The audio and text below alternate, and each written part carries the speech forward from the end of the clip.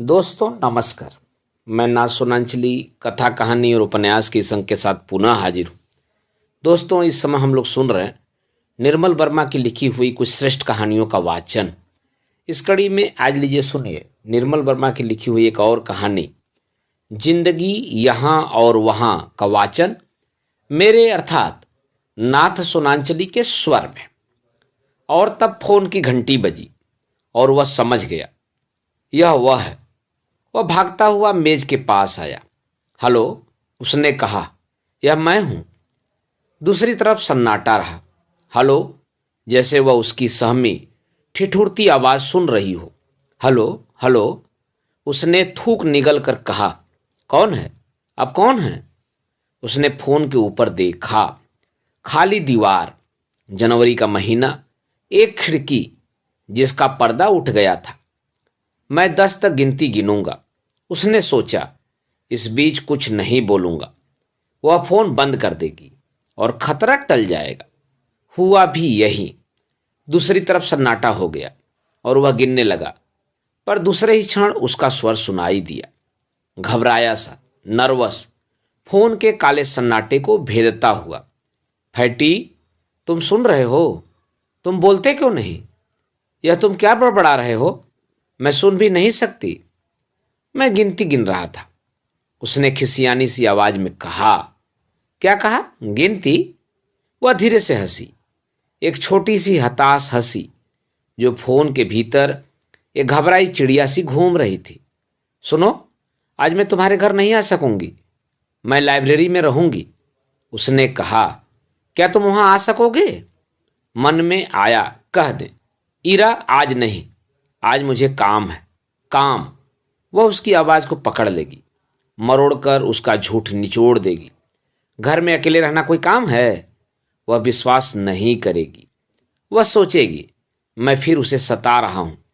कितना विचित्र है, जब तुम उनसे कहो कि तुम अकेले रहना चाहते हो तो यह जानते हुए भी कि तुम अकेले घर में रहते हो, वे कभी तुम्हारा विश्वास नहीं करते। अगर तुम खाली हो तो खाली कैसे रह सकते हो? कोई फायदा नहीं। उसने फोन को दोनों हाथों से पकड़ लिया, जैसे यह उसका छोटा सा सिर हो। कंधों पर गिरते बाल, माथे पर काली बिंदी, दो फपकती सी आंखें। नहीं नहीं, मुझे कोई काम नहीं, मैं आऊंगा। मुझे कनॉट प्लेस में एक काम भी है, उसे निपटाकर सीधा चला आऊंगा। क्या कहा? जरा ऊंचा बोलो, मैं कुछ भी नहीं सुन सकता। मैं दिन भर लाइब्रेरी में रहूंगी। उसकी आवाज सहसा बहुत धीमी पड़ गई, जैसे घूमती चिड़िया बहुत थक गई हो, निढाल सी पसर गई हो। तुम किसी भी समय आ सकते हो। मुझे, एक क्षण वह झिझकी, मुझे तुमसे कुछ काम है, मुझे। पर यहां वह चुप हो गई। वह देख सकता था उसके स्वर का पीला रंग जो फोन के सन्नाटे पर छितरा आया था, डूबता हुआ अपनी गूंज की तस्वीर दीवार पर खींचता हुआ। क्या तुम अब भी वहां हो? पता नहीं वह क्या सोचती होगी। वह पूछती नहीं थी, वह देखती भी नहीं थी। वह बीच का रास्ता निकाल लेती थी, देखने और पूछने के बीच, जिसे वे जानना कहते थे। किंतु कभी कभी वह भूल जाती। वह सोचती वह उसके साथ है। अचानक लाल बत्ती जल जाती और वह ठिठक जाती। पीछे मुड़कर देखती तो वह कहीं दिखाई न देता। बाद में जब वह उससे मिलती तो पूछने का साहस भी नहीं कर पाती कि वह वहां गया था। वह दूसरे दिन फोन करती और वह घर में होता। उसका घर में रहना यह पक्की बात थी, एक ठोस चीज। इसमें कोई शक नहीं था कि वह फोन करेगी और वह घर में होगा। वह हमेशा कनॉट प्लेस के गलियारे में एक पब्लिक बूथ से फोन करती थी। वह डायल घुमाती थी और घंटी बजने लगती थी। वह बूथ के शीशे के बाहर देखने लगती। अगस्त का भीगा प्रकाश, कनॉट प्लेस के पेड़, लान पर बैठे हुए लोग। वह सीढ़ियां उतर रहा होगा। इतना बड़ा अकेला घर, खाली कमरे, फोन की घंटी जैसे किसी गिरजे के बीच प्रार्थना कर रही हो, पत्थरों को छूकर वापस लौट आती हो। बारिश के दिन में बूथ के शीशे पर बुदकियां छिटक जाती। धुंधले से बादल छतों पर घूमते रहते। दिल्ली एक टिमटिमाता सा दिया दिखाई देता। धुंध पर तिरता हुआ। हेलो हेलो, यह मैं हूं। और तुम? मैं यहाँ हूं। यहाँ? अपने कमरे में? यहाँ जून की शामें बुरी नहीं होती, आकाश से राख झरती है और सूरज एक उपेक्षित कोने में सुलगता रहता। वह लाइब्रेरी के कोने में बैठी रहती और वह अपने छत वाले कमरे में। अब कोई फोन नहीं आएगा। वह निश्चिंत होकर बैठ जाता, कमरे में अंधेरा कर लेता, पंखे की हवा में समूची पीड़ा को पसीने के साथ बहा देता। अब कोई नहीं आएगा। वह चली गई है, उसने उसे जाते देखा है। वह महीनों को उल्टा गिनने लगता है और जनवरी पर आकर रुक जाता है, हमेशा एक ही महीने पर, जैसे बैगाटेल की गोली चारों तरफ टकराकर बार बार एक ही सुराख में घुस जाती हो। वे सर्दियों के दिन थे और वह बाहर अंधेरे में खड़ा था। उसके कमरे की बत्ती जल रही थी। वह ठिठुर रहा था।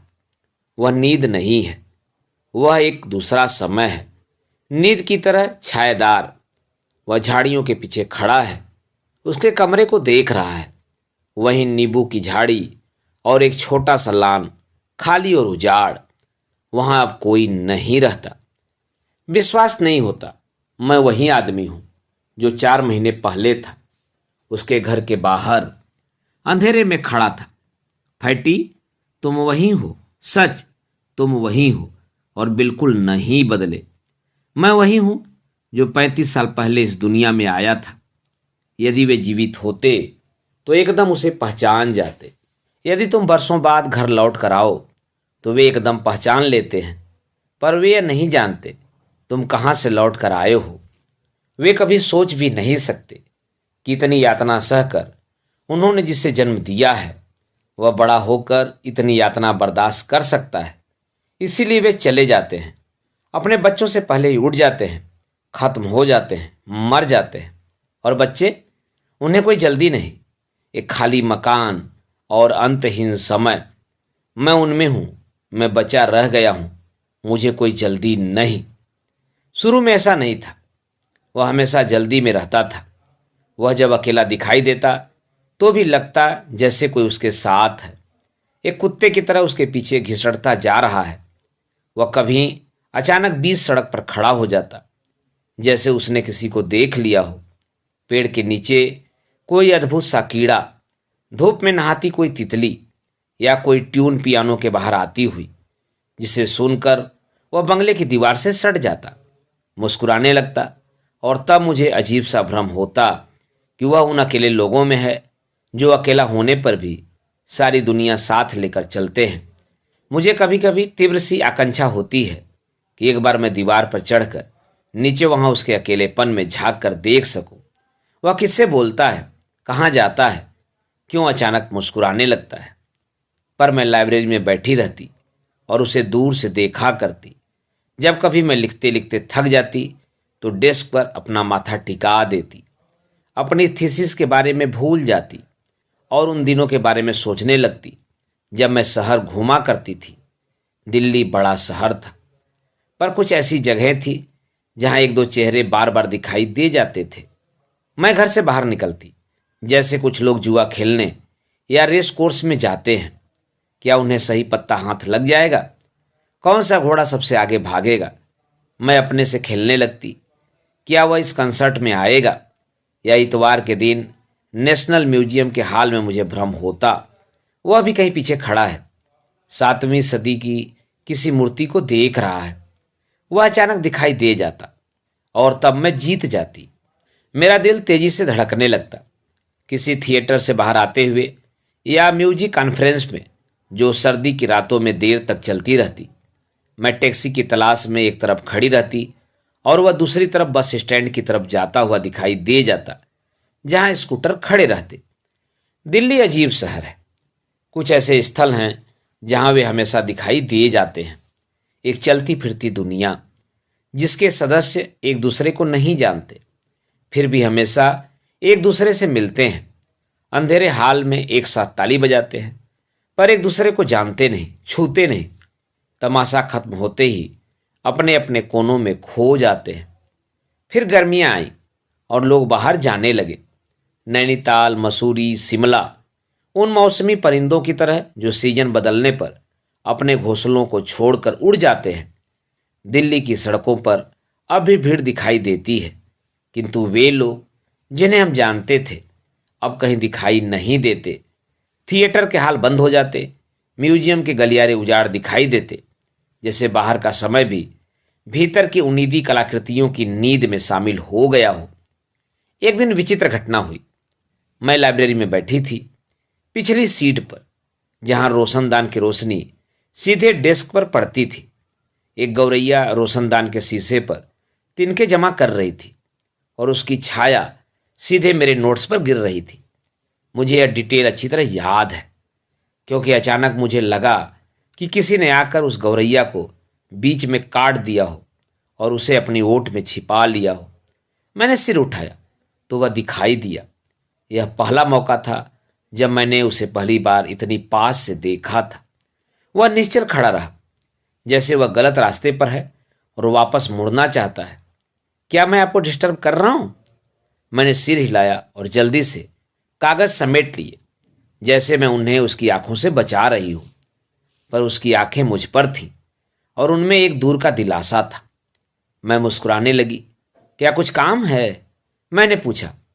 उसने एक मुड़ा तुड़ा कागज मेरे नोट्स की कॉपी पर रख दिया। मैं उसे देखते ही पहचान गई कि वह कोई स्टेटमेंट है, कोई पिटीशन, कोई ओपन लेटर जैसी चीज।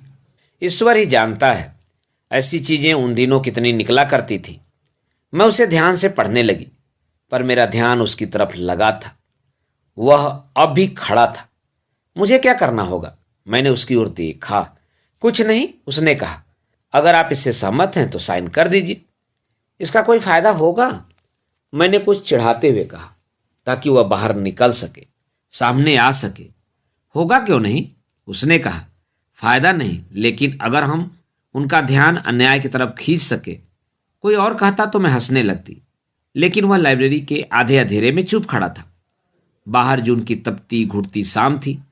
ऐसी घड़ी में न्याय अन्याय की बात मुझे हिमालय की चोटी सी जान पड़ी। ठंडी और सफेद और पवित्र पहुंच के परे कुछ शब्द अचानक भीड़ से अलग हो जाते। खोए से लावारिस प्रेम और पाप, ईश्वर झूठ और न्याय और मौत, ठहरे पानी में अलग अलग साबूत चमकते सुडौल पत्थरों की तरह। मैंने जल्दी से कागज उठाया और दूसरे नामों के नीचे अपना नाम लिखने लगी। और तब मुझे एक अद्भुत सा विचार आया, अपना नाम लिखते हुए, कि मैं उससे फिर मिलूंगी किसी और दिन, क्योंकि मेरा नाम ठीक एक दूसरे नाम के नीचे था, जिसे यातना कहते हैं। पर यह दूर की बात थी और उस दिन मैंने उसे नहीं जाना था। उन दिनों वे अक्सर मिलते थे। दिल्ली में जून का महीना एक अलौकिक सी चमक लेकर आता था। धूल के मैले पर्दे पर सूरज एक मोमबत्ती सा पिघलता रहता और कोई बादल एक पतंगे सा उठकर उसे अपने में ढक लेता। एक क्षण के लिए शहर पर अंधेरा घिर आता और एक फटी फटी सफेदी लाइब्रेरी के भीतर झांकने लगती। वे बड़े हाल की बत्तियां जला देते और दरवाजे खोल देते। वह अपनी थकी आंखें ठंडे डेस्क पर मूंद लेती। वह घर की सीढ़ियां उतरने लगता। बीच में बहुत सी सड़कें आती और वह उनसे बचकर कनॉट प्लेस के गलियारे में चला जाता। ठंड अंधेरे गलियारे में चलने लगता। बाहर धूप में औरतें मूलियां खाती, पानी में तर और तीखी, और उनके परे गुलमोहर के पेड़ धूप में दहकते रहते। दो गलियारों के बीच सड़कें आती और उन्हें पार करते हुए वह उसका हाथ पकड़ लेती। तब तक पकड़े रहती जब तक वे दोबारा अंधेरे कॉरिडोर में नहीं चले जाते। पहली बार उन्होंने एक दूसरे को इसी तरह छुआ था, डर में, रास्ते पर, सड़क पार करते हुए। यह ठीक नहीं था। यह एक तरह का अपशगुन था, जो छाया की तरह आखिर तक मंडराता रहता है। बाद में जब हम अकेले सड़क पार करते हैं तो खाली हाथ हवा में डोलता है, पुरानी छुअन की याद में, उस अपाहिज की तरह जिससे मौके बेमौके अपने कटे अंग की याद आ जाती है। यह एक छोटी सी मृत्यु है। लोग बहुत धीरे धीरे मरते हैं। मैं मरूंगा नहीं, फैटी ने सोचा। अभी नहीं। मेरे पिता 70 की उम्र में मरे थे और माँ अभी कुछ वर्ष पहले तक जीवित थी। हमारे परिवार में लोग काफी लंबी उम्र तक दुनिया को भोगते हैं। मरने के बाद भी वे जाते नहीं, वे यहाँ हैं। वे हस्तक्षेप नहीं करते, बोलते नहीं, किंतु जब मैं कोई चीज़ खो देता हूँ, दुख सहता हूँ, तो वे अचानक अंधेरे कोने से बाहर निकल आते हैं। अपनी झोली में मेरे खोने और दुख को संभाल लेते हैं। वे मेरे जीने में नहीं, पर मरने में जरूर साझा करने को तैयार रहते हैं। जैसे मेरे कानों में फुसफुसा कर कहते हो, डरो नहीं, तुम बेशक हमें भुला दो, हम तुम्हें नहीं भुला सकते। वह अंधेरे कॉरिडोर से बाहर निकल आया और उसकी आंखें चकाचौंध हो गईं। एक क्षण के लिए उसे कुछ दिखाई नहीं दिया। फिर धीरे से किसी ने उसका हाथ पकड़ा और कहा, do you need cheap air ticket to Nepal? Nepal? उसने आंखें खोली और हंसने लगा। वह बहुत महीन पीछे मुड़ गया। जब वे साथ चल रहे थे, वे तुम्हें विदेशी समझते हैं, उसने कहा। मुझे देखकर नहीं, उसने कहा, जब तुम मेरे साथ नहीं होती तो न मुझसे कोई डॉलर मांगता है, न कोई नेपाल का टिकट बेचता है। मुझे देखकर वह हैरान हो जाती, शायद बहाना करती या सचमुच हैरान हो जाती। अपने सिर का स्कार्फ उतारकर बालों को समेट लेती। वह काफी ऊंचे कद की लड़की थी। ऐनक के पीछे आंखें डरी हुई उत्सुकता में भरी रहती। कंधे पर थैला लटकता रहता और उसमें एक नीली फाइल, लंबे फुलस्केप कागज और लाइब्रेरी की किताबें ठूसी रहती। ईश्वर ही जानता है उस थैले में क्या भरा रहता था। तुमने ले क्यों नहीं लिया? उसने हंसी में आंखें ऊपर उठाई। इतने सस्ते में नेपाल घूम सकते हो? सुनो, हम अगली गर्मियों में जा सकते हैं, उसने खुशी की रौ में कहा। अगली गर्मियों में? उसके स्वर में हल्का सा विस्मय था। वे थीसिस के आखिरी दिन थे और वह न सर्दियों के बारे में सोचती थी न गर्मियों के। लाइब्रेरी से घर और घर से लाइब्रेरी, यह कितनी छोटी दुनिया थी और कितनी बड़ी। इनके बीच नेपाल एक स्वप्न सा जान पड़ता था। पर उस क्षण कनॉट प्लेस के अंधेरे कॉरिडोर में चलते हुए उसे अजीब सा सुख हुआ कि वह जा सकती है, इस दुनिया से बाहर निकल सकती है। सुख? क्या कोई ऐसी चीज है जिस पर उंगली रखकर कहा जा सके यह सुख है, यह तृप्ति है? फैटी एक खंबे के सहारे खड़ा हो गया। बाहर कनॉट प्लेस का फव्वारा दिवाली के अनार की तरह लग रहा था। तितीरी धूप में सफेद फुहार ऊपर उठ रही थी, नीचे गिर रही थी। नहीं, सुख होता नहीं, सिर्फ याद किया जा सकता है अपनी यातना में। जब तुम्हें अचानक पता चलता है यह जून है, वह जनवरी था। तुमने सोचा था उसके चले जाने के बाद तुम इस शहर में नहीं रहोगे, पर तुम जीवित हो और सांस ले रहे हो। आदमी की खाल कितनी पक्की होती है, सब कुछ बर्दाश्त कर लेती है। पानी में डूबकर एक कुत्ते की तरह बाहर आ जाती है, जो एक बारगी अपनी देह झिझोड़कर सब कुछ झाड़ देता है। पानी का अंधेरा कितनी देर याद रह सकता है? वह स्टेटमेंट्स की बिल्डिंग के सामने चला आया। वह खड़ा हो गया, लाल बत्ती को हरी बत्ती में बदलने की प्रतीक्षा में। ऊपर तोतों का झुंड उड़ा जा रहा था, करजन रोड के पेड़ों से उड़कर मिंटो रोड के ब्रिज के ऊपर हवा में एक लहर की तरह उड़ता हुआ। एक बार ऊपर रेल जा रही थी और वे नीचे थे। वे नीचे बस में बैठे थे। ऊपर मिंटो रोड का पुल था। तुमने कुछ मांगा? उसने उत्सुकता से मेरी ओर देखा। इस वक्त तुम जो कुछ मांगोगे वो मिल जाएगा। मैं हंसने लगा। मुझे नहीं मालूम था वह इन चीज़ों में विश्वास करती है। जल्दी मांगो वरना रेल गुजर जाएगी। एक क्षण के लिए हम दोनों चुप बैठे रहे और बस पुल के बाहर निकल आई। वह बारिश की शाम थी और अवसन्न सा उजाला उसके चेहरे पर गिर रहा था। बोलो, तुमने क्या मांगा था? उसने मुझे देखा इतनी उदास आंखों से। मैंने मुंह मोड़ लिया और बस की खिड़की से बाहर देखने लगा। उस शाम मिंटो रोड ब्रिज के नीचे जब ऊपर रेल गुजर रही थी, उन दोनों ने एक ही इच्छा मांगी थी, एक दूसरे से अलग होने की। वे जितना ज्यादा एक दूसरे को चाहते थे उतना ही एक दूसरे से छुटकारा पाने के लिए तड़पते थे, जैसे चाहना कोई पाप हो, कोई बुरा स्वप्न। और तब हरी बत्ती हुई और वह सड़क पार करने लगा और करजन रोड के पीले धूल से सने पेड़ों के नीचे चला आया। उसके नीचे चलते हुए उसे अचानक याद आया कि जीसस ने कहा था कि जिसके पास है उसे और भी दिया जाएगा और जिसके पास कुछ नहीं है उससे वह भी ले लिया जाएगा जो कुछ उसके पास है। पता नहीं इसका क्या मतलब था, मैं अभी जाऊंगा और उससे यही पूछूंगा। और तब मेरे भीतर एक बहुत धुंधली तस्वीर खींच आती है।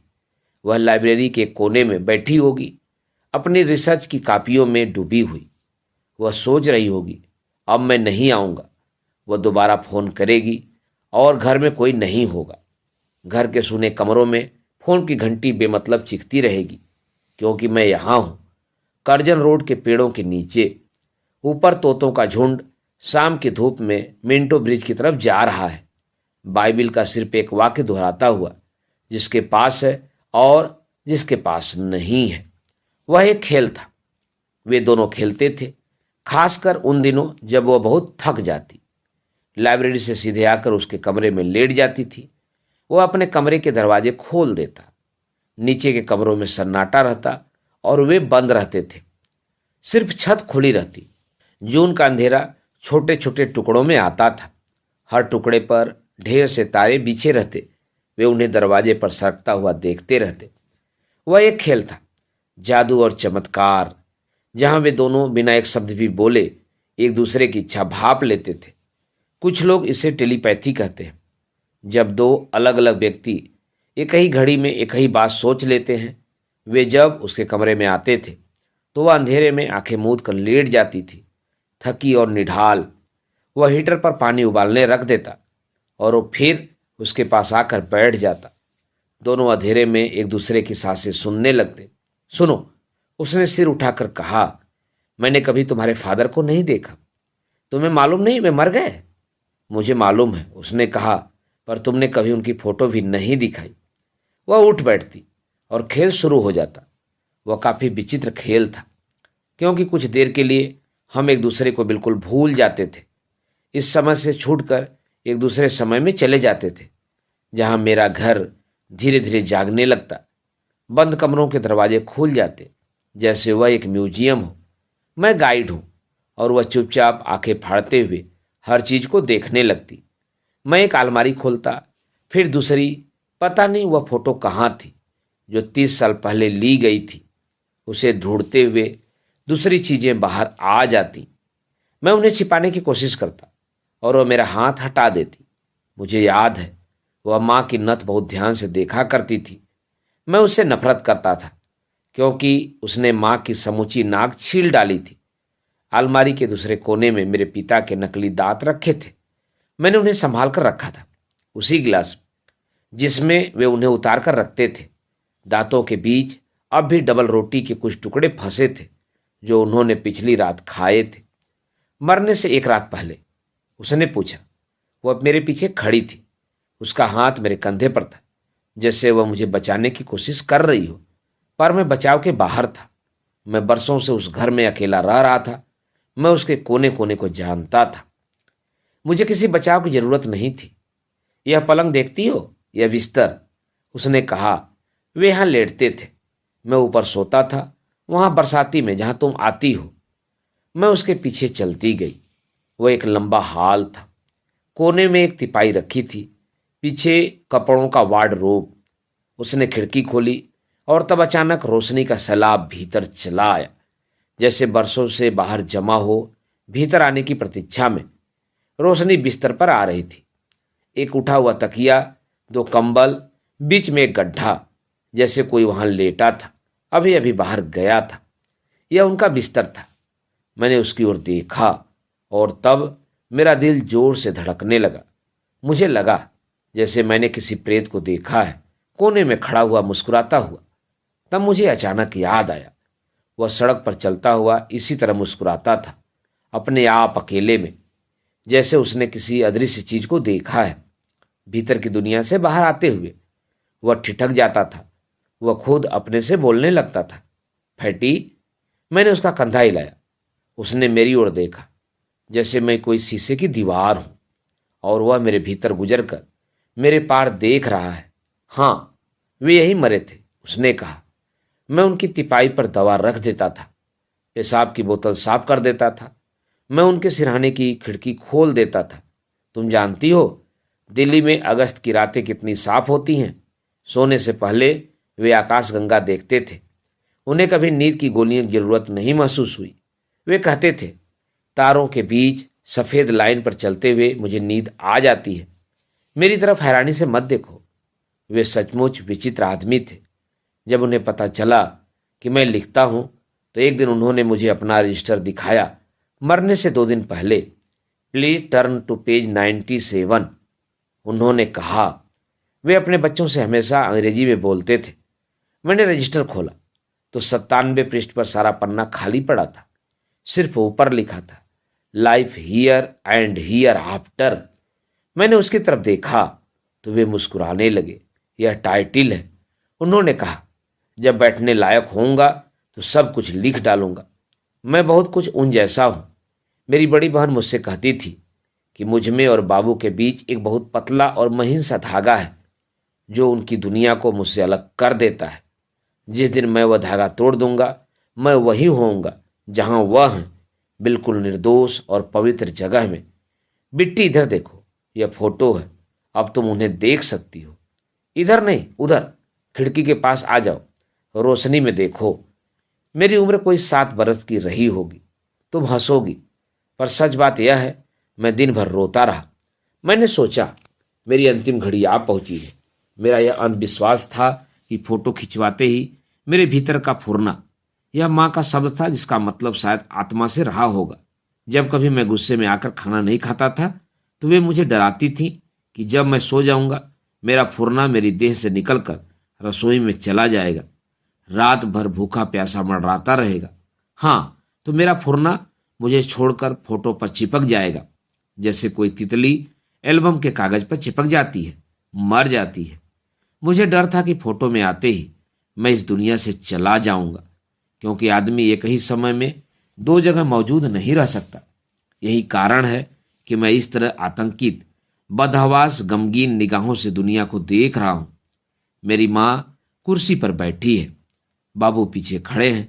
मैं आगे हूं न पीछे, दोनों से अलग अपना हाथ कुर्सी के हत्थे पर टिकाकर अपनी घातक नियति की तरफ घूर रहा हूं। मोटे बच्चे यूं भी काफी ट्रेजिक दिखाई देते हैं। उन्हीं दिनों का नाम आज भी चला आता है। तुम्हें याद है जब मैं लाइब्रेरी में पिटीशन लेकर आया था, तब तुमने सोचा था जैसे मैं कोई। वह सुन नहीं रही थी। वह खोई आंखों से इन 3 अद्भुत प्राणियों को देख रही थी जो 30 साल पहले की फोटो में सांस ले रहे थे। उसकी तरफ घूर रहे थे, जैसे पूछ रहे हो, कौन है यह अजनबी लड़की जो उनके घर में चली आई। खिड़की की रोशनी में उनके अंधेरे को टोह रही है। Life here and here after. कौन सी जिंदगी यहाँ वाली है, वहाँ जहाँ वे हैं। जब मैं बत्ती जलाने के लिए उठने लगा तो उसने मेरा हाथ पकड़कर बिठा दिया। उसे कमरे में धीरे धीरे अंधेरा आना अच्छा लगता था। जून की पीली तलछट जो बिस्तर पर बिखर जाती और मैं उसके घुटने पर सिर टिकाकर लेट जाता। सोचने लगता, पता नहीं वह बाबू और माँ के बारे में क्या सोच रही होगी। जब तुम किसी लड़की को बहुत चाहने लगते हो तब भीतर की पट्टियां खुल जाती हैं और तुम्हें डर लगा रहता है कि कहीं उसके मुंह से हंसी या हिकारत का शब्द न निकल पड़े। एक उम्र के बाद तुम उन्हें अर्थात माँ बाप को एक खुले जख्म की तरह भीतर लेकर चलते हो। अगर वे जीवित हों तो कोई बात नहीं, वे अपने को स्वयं बचा सकते हैं, पर अगर वे नहीं हैं तब कोई भी हथेली पर उनकी राख फूंक कर मार कर उड़ा सकता है।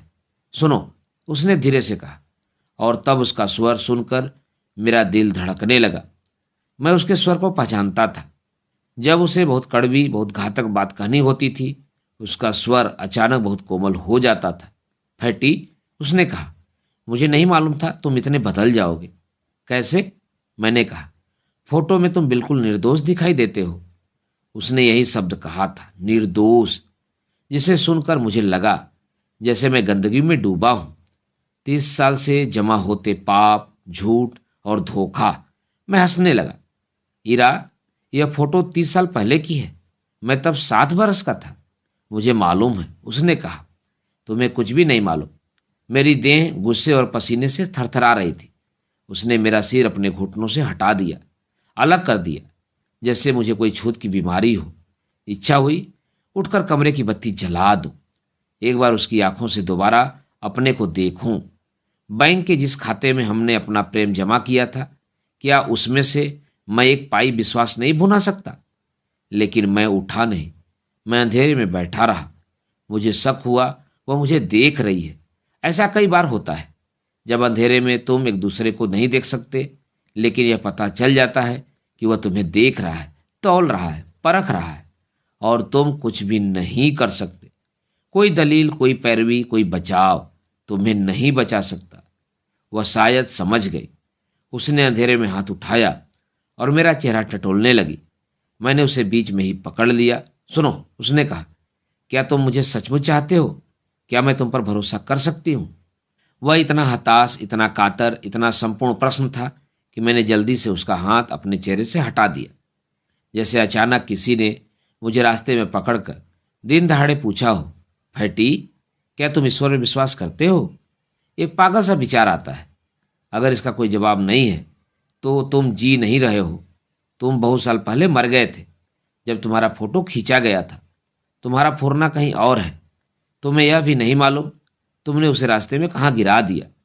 मैंने अंधेरे में उसे पकड़ लिया, अपने पास घसीट दिया, और हम दोनों बहुत देर उन डरे हुए बच्चों की तरह बैठे रहे जो रास्ता भूलकर फुटपाथ पर बैठ जाते हैं, प्रतीक्षा करते हैं कि शायद कोई हाथ पकड़कर घर पहुंचाए। घर कहीं न था, दुख था, बांझ दुख जिसका कोई फल नहीं, जो एक दूसरे में टकराकर खत्म हो जाता है और हम उसे नहीं देखते जब तक आधा रिश्ता पानी में नहीं डूब जाता। तब हम घबरा जाते हैं, आतंकित से होकर पानी को उलीझते हैं, पर फायदा कुछ भी नहीं है। जितना दुख हम बाहर निकालते हैं उससे कहीं ज़्यादा सुराग से भीतर चला आता है। फिर हम बार बार वहीं लौट आते हैं। मेरा एक कमरा, पिता का बिस्तर, माँ की खाली कुर्सी और जून का महीना। वह लाइब्रेरी में बैठी रहती और फैटी स्टेटमेंट तैयार करता, न्याय और झूठ के बारे में। कोई भी चीज़ जो किसी तरह सुराग को बंद कर सके, बहते पानी को रोक सके। फिर जुलाई का महीना आया और मुझे पता चला सुख क्या होता है। कभी दिल्ली का आकाश देखा है?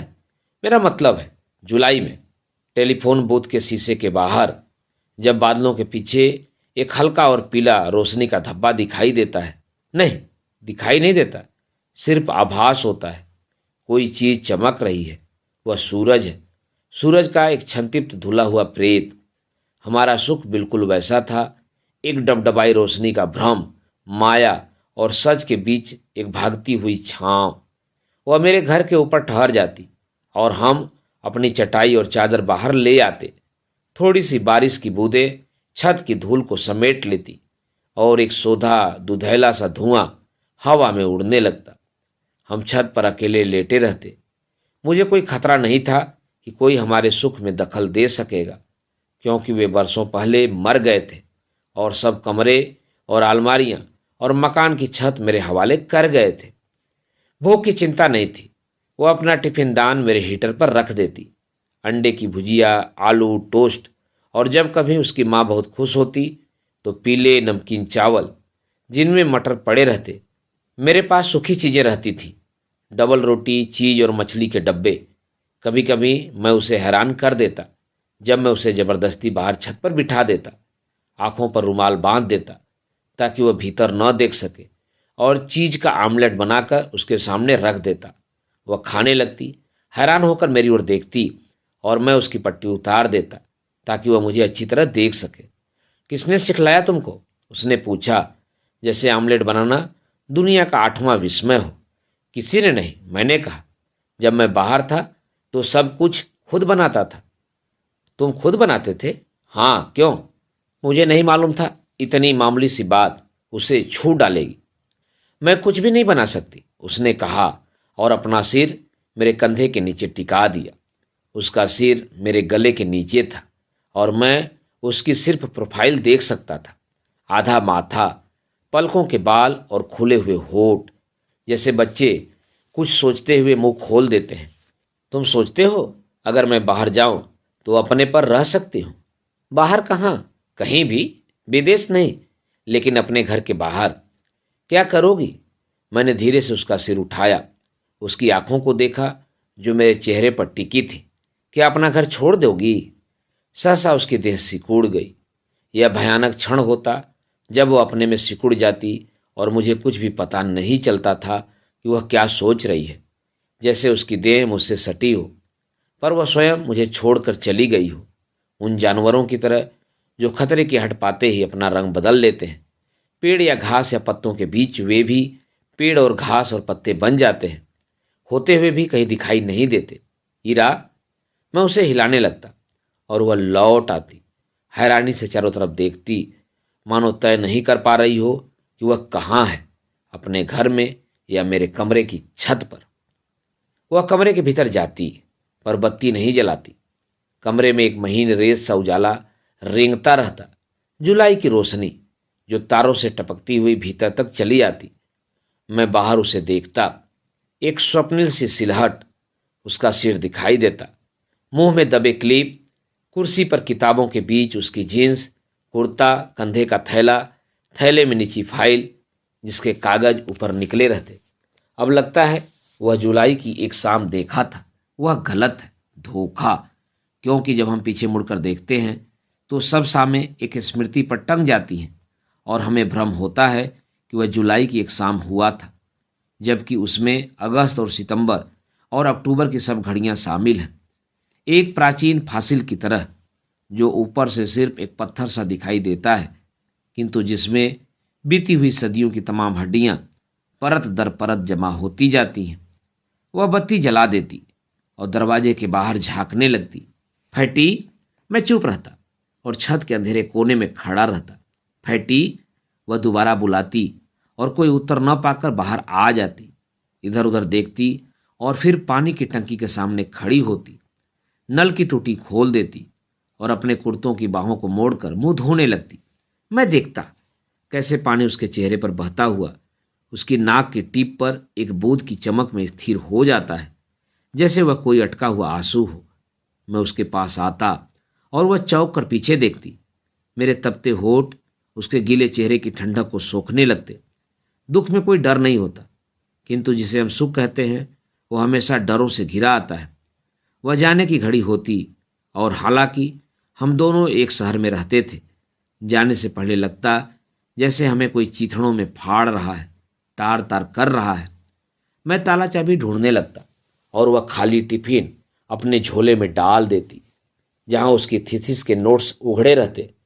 फैटी, उसने कहा, तुम बैठे रहो, मैं चली जाऊंगी। अभी कुछ भी देर नहीं हुई। देर? तुम जानती हो कितने बजे हैं? मैं एक हाथ में उसका थैला उठाता और दूसरे हाथ से टार्च जलाकर जीना उतरने लगता। दीवार पर उसकी दुबली छीड़ सी छाया मेरा पीछा करती, बीच की मंजिल पर ठिठक जाती। सारा घर खाली। वह एक कमरे को जानती थी। मैंने उसे गाइड की तरह सब कुछ दिखाया था। वह कमरा जहां बड़ी बहन शादी से पहले रहती थी, दाईं तरफ वह कमरा जहां बाबू मरे थे, पीछे वाली खिड़की जहां से आकाश गंगा दिखाई देती थी, और वह कुर्सी खाली और फटीचर, एक आर्म चेयर। वह सीढ़ियों पर खड़ी थी, सफेद और स्तब्ध। बरामदे की रोशनी उसके बालों पर गिर रही थी। वह हमेशा बाहर जाते हुए उस कुर्सी को देखा करती थी जो बीच छज्जे पर पड़ी रहती थी। तुम्हें याद है? वह धीमे स्वर में पूछती। हाँ, मैं कहता। मैं यहीं खड़ा था, वे इसी कुर्सी पर बैठी थी। उनके अंतिम शब्द क्या थे? कौन से अंतिम शब्द? मैंने उसकी ओर देखा। जब तुम जा रहे थे, उसने कहा। मैंने तुम्हें कितनी बार बताया है? मैंने कहा। मैं दोबारा सुनना चाहती हूँ। तुम बाहर जा रहे हो। वह बरामदे में बैठी तुम्हें ताक रही थी। उसने कहा, जैसे वह कोई स्वप्न देख रही हो। टिकट के बारे में? मैंने कहा। उन्होंने पूछा। मैंने अपना टिकट जेब में रखा है या वॉलेट में। उन्हें हमेशा यह डर लगा रहता था कि मैं अपना टिकट खो दूंगा। एक क्षण वह खाली कुर्सी को देखती रही। और तुमने उन्हें खो दिया? वे बहुत बूढ़ी थी। मैंने कहा। उन्हें कुछ भी याद नहीं रहता था। फैटी, उसका स्वर थरथरा सा गया। वे अकेले घर में मरी थी। मैंने उसकी ओर देखा। आंखें एक विस्मयकारी आतंक में खुली थी।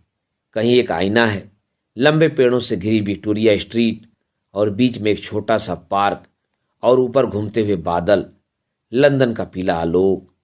बेंच पर मैं बैठा हूं, हाथ में कंबल लिए, एक लाल कागज का टुकड़ा जिस पर 5 काले शब्द बाहर झांक रहे हैं। Mother died without any pain. और मैं शब्दों को बार बार दोहरा रहा हूं। Without pain, without any pain. उस तिब्बती भिक्षुक की तरह जो प्रार्थना का पहिया घुमाता हुआ एक ऐसे दाने पर पहुंच जाता है जहां कोई सत्य है, कोई ईश्वर, कोई शून्यतम सूनापन, एक विस्मय लोक, वंडरलैंड, जिसके भीतर एलिस ने झांका होगा, देखा होगा।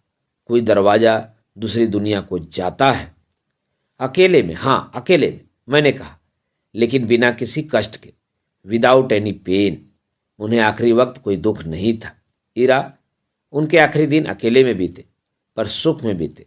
और तब मुझे लगा वह रो रही है, थर थर काँप रही है। मैं उसे छूने के लिए आगे बढ़ता और वह मुझे ठेल देती।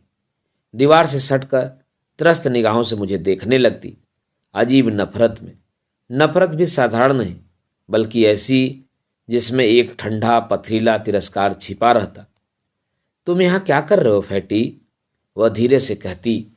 तुम यह घर बेच क्यों नहीं देते? वह कहती, यह तुम्हारे पिता का घर है और तुम इससे जोक की तरह चिपके हो। वह धीरे धीरे उस फोड़े के आसपास नाखून घुमाने लगती जिसमें टीस का घर था, एक पीली फूली हुई गुठली जिसे वह निचोड़ने लगती। जाते क्यों नहीं? इसलिए कि तुम यहाँ सुरक्षित हो। आंसुओं के बीच हंसने लगती, पुचकारने लगती। Oh fatty dear, fatty dear, dear fatty.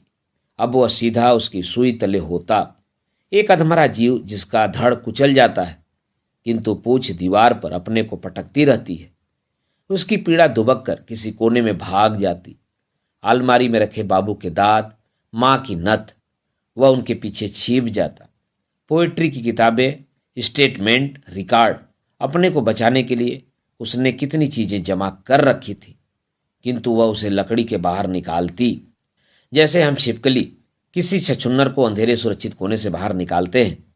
दुनिया के क्रूर उजाले में दीवार के कोने से दूसरे कोने में भागते हुए, तिलमिलाते हुए, हाँफते हुए वह बाहर आ गई।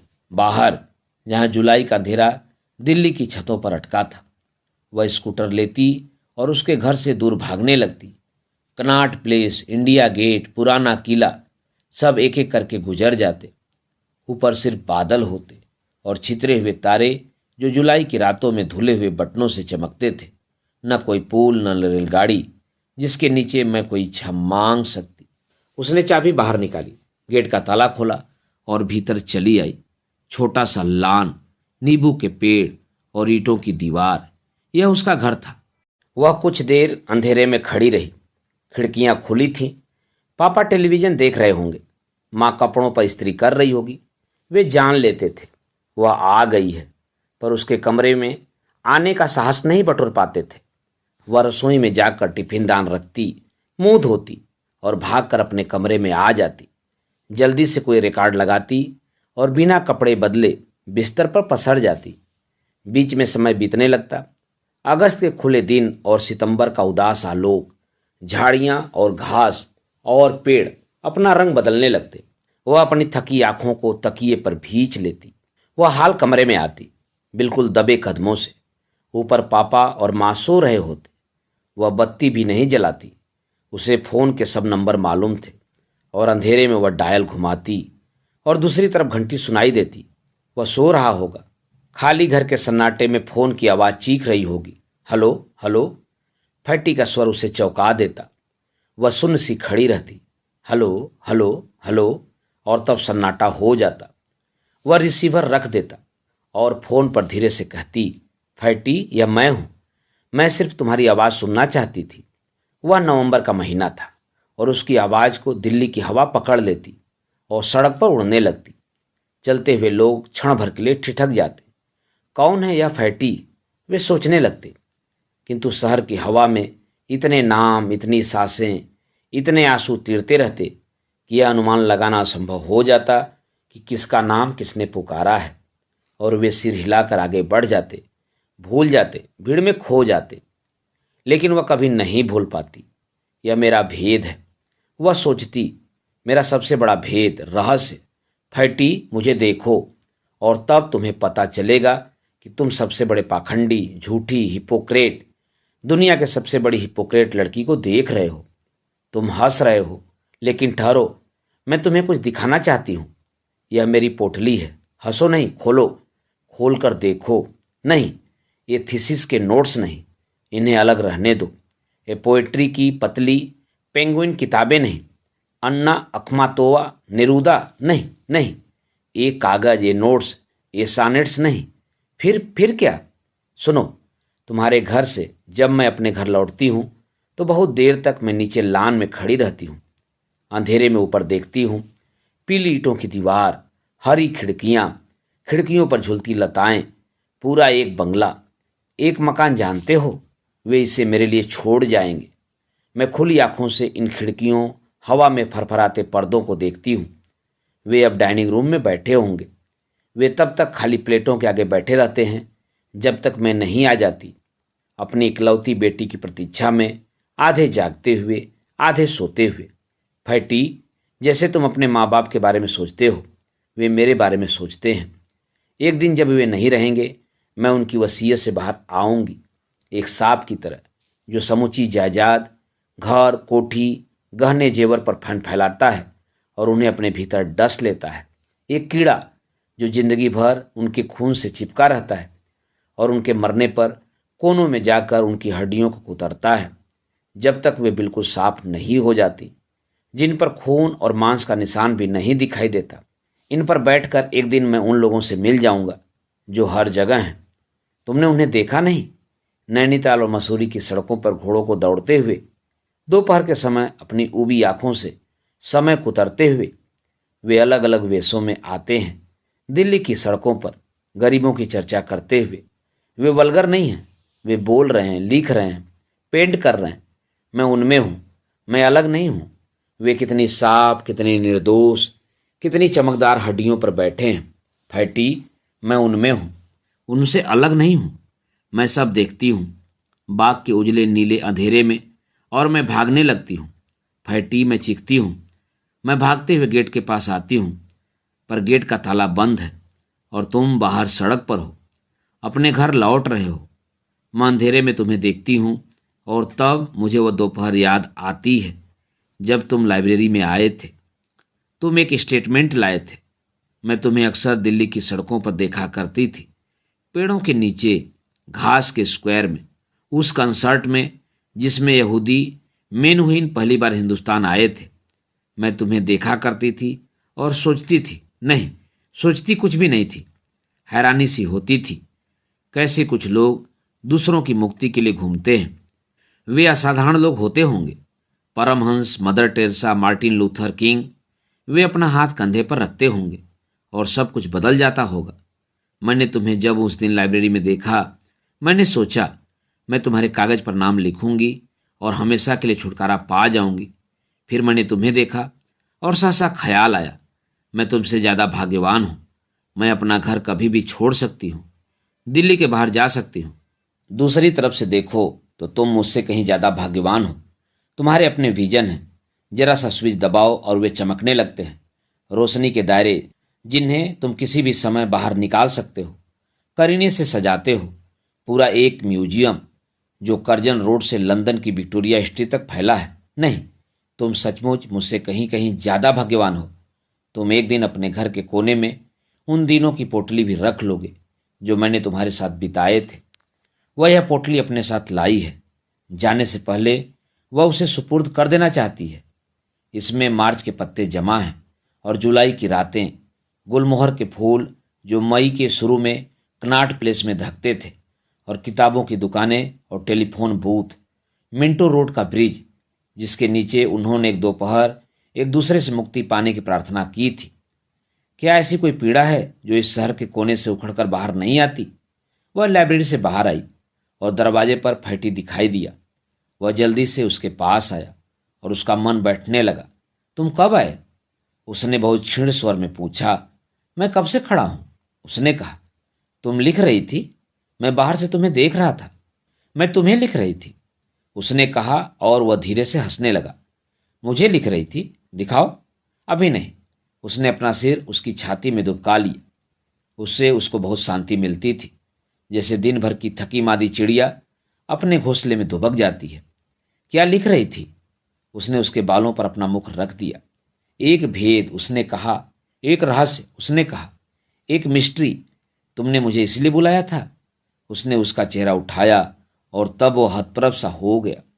उसकी आंखें चमक रही थी जैसे वह रोकर उठी हो। बुखार में, नींद में चल रही हो। ईरा, उसने कहा। हिस, उसने उसके मुख पर अपना हाथ रख दिया। चलो, उसने कहा, वे हमें देख रहे हैं। वे बाहर चले आए। कर्जन रोड की बत्तियां जनवरी की धुंध में जुगनू सी टिमटिमा रही थी।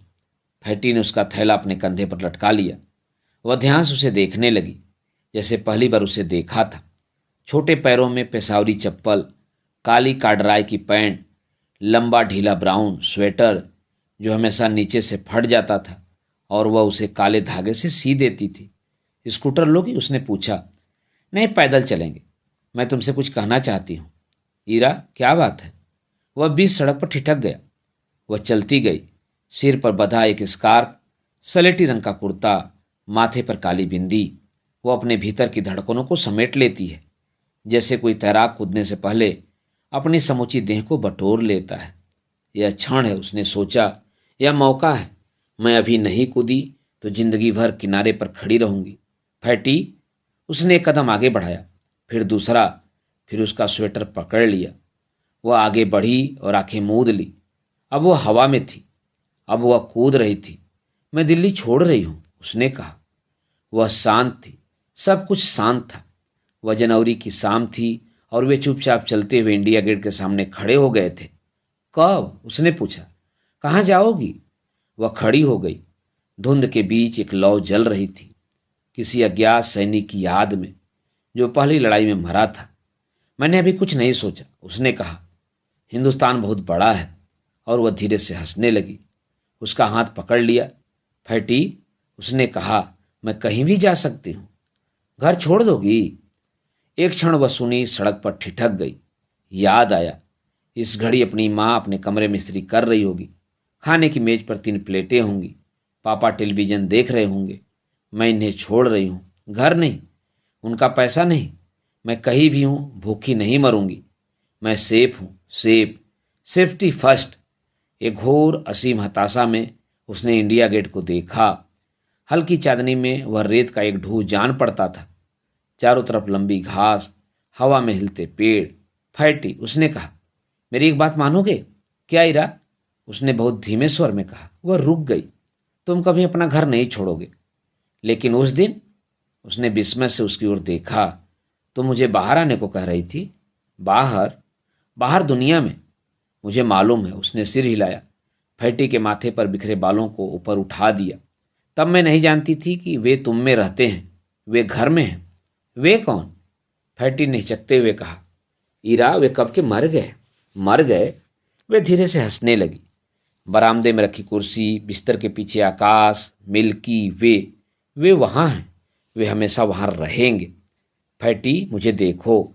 और उसने अपना चेहरा ऊपर उठाया। एक सांस ऊपर आई। उसने झटके से उसे अपने पास खींच लिया। पीली चांदनी में उसकी आंखें ऊपर उठीं और उसने कहा, क्या मैं जीवित हूं? धुंध ऊपर उठी और पेड़ सरसराने लगे। रात की हवा में सब कुछ असंभव जान पड़ा। जीना, मरना, घर छोड़ना। फैटी, उसने कहा, तुम्हारे फादर का एक रजिस्टर था। वह कुछ लिखना चाहते थे, तुम्हें याद है? फैटी ने ऊपर देखा। धुंध के परे तारे छिटक आए थे। एक महिंस आलोक पेड़ों की फुनगियों पर बिखरा था। Life here and here after. लेकिन क्या दोनों एक साथ एक ही दुनिया में नहीं हैं? जिंदगी यहाँ और वहाँ। वे हमारे साथ जी रहे हैं, हम उनके मरने में शामिल हैं। फाटक खुला था। दोनों तरफ यूकेलिप्टस के पेड़, बीच में बजरी की सड़क, एक नींबू की झाड़ी। फैटी, तुम्हें याद है? क्या बिट्टी? कभी कभी वह उसे बहुत प्यार में बिट्टी कहा करता था। एक निस्सहाय सी बच्ची जो उसका हाथ पकड़कर दिल्ली की सड़कें लागा करती थी। क्या याद है? उसने पूछा। और तब देखा, ईरा फाटक का पल्ला पकड़कर कहीं भीतर अंधेरे में झांक रही है। एक बार और कहो, उसने कहा। क्या? जो अभी कहा था, बिट्टी। उसने उसकी ओर देखा। आंखें उसके चेहरे को ढूंढने लगी। हम पिछली जनवरी में मिले थे। मैंने तुम्हें फोन किया था। तुम गिनती गिन रहे थे, पूरे 12 महीने। लान की भीगी धूमिल रोशनी में वो उसका चेहरा देखता रहा। तुम आज क्या लिख रही थी? उसने पूछा। लाइब्रेरी में। उसने फैटी के दोनों हाथों को अपने गालों में थाम लिया, जैसे माचिस की लौ को बचाने के लिए हम उसे हाथ से ढांक लेते हैं और वो हवा में कांपती रहती है। बुझने और जलने के बीच हिचकिचाती हुई। एक स्टेटमेंट, उसने कहा, एक प्रार्थना पत्र। फैटी, मैं अपने को लिख रही थी। फिर मुझे अचानक पता चला कि जब कोई पाप का कन्फेशन करता है तो अपने लिए नहीं, ईश्वर के लिए भी होता है। और मुझे लगा तुम भी उसमें हो। जैसे 1 बरस पहले जिस स्टेटमेंट पर मैंने अपना नाम लिखा था, जानते हो मेरे नाम के ऊपर किसका नाम था? किसका बिट्टी? यातना का। उसने धीरे से कहा, जब तुम बाहर जाने लगे तो मैंने सोचा मैं तुमसे फिर मिलूंगी। अंधेरे में चाबियों की खनखनाहट हुई और वे दोनों अलग हो गए। लालटेन की रोशनी में चौकीदार का चेहरा दिखाई दिया। बीबी जी, गेट बंद करना होगा, उसने कहा और स्नेहपूर्ण नज़र से फैटी को देखा। वह इन दोनों को अरसे से देखता आया है। फैटी ने उसका थैला कंधों से उतारा, थैला जिसमें हमेशा थीसिस की फाइलें, किताबें और सबसे नीचे कटोर दान दबा रहता था। तुम आओगे? उसने चौकीदार से अपनी आवाज़ छिपाते हुए कहा। मैं तुम्हें देखूंगी। गेट बंद हुआ तो वह भी खड़ा रहा। बजरी की सड़क पर उसकी चप्पलों की चरमराहट सुनता रहा। फिर वह भागने लगा। बंगले के हाथे के बाहर एक छोटी लेन थी, वहां से उसका कमरा दिखाई देता था।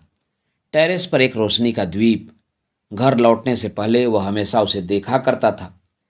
बहुत बरसों बाद वह मकान खाली हो गया। अब वहां कोई और लोग रहते हैं, किंतु फैटी जब भी वहां से निकलता, एक क्षण के लिए अंधेरी लेन पर खड़ा हो जाता, जैसे मुद्दत पहले खड़ा हो जाता था। वहीं हवा में झूमते यूकेलिप्टस के पेड़, नींबू की झाड़ी, लान के ऊपर उसका कमरा। वह प्रतीक्षा करता, अब वह आई होगी, कमरे की बत्ती जलाई होगी, कोई रिकॉर्ड लगाकर बिस्तर पर लेट गई होगी। एक अलौकिक सी आवाज़ ईंटों की दीवार से कांच के टुकड़ों पर फिसलती छिलती हुई उसके पास आती थी, उससे लिपट जाती थी और धीरे से फुसफुसाती थी, फैटी, मैं यहाँ हूँ, यहाँ, मैं यहाँ हूँ। दोस्तों, अभी आप सुन रहे थे निर्मल वर्मा की लिखी हुई एक कहानी, जिंदगी यहाँ और वहाँ का वाचन, मेरे अर्थात नाथ सोनांचली के स्वर में। दोस्तों, और भी किस्से, कहानी और उपन्यास सुनने के लिए आप मेरे साथ कथा, कहानी और उपन्यास के साथ जुड़े रहें। धन्यवाद। नमस्कार।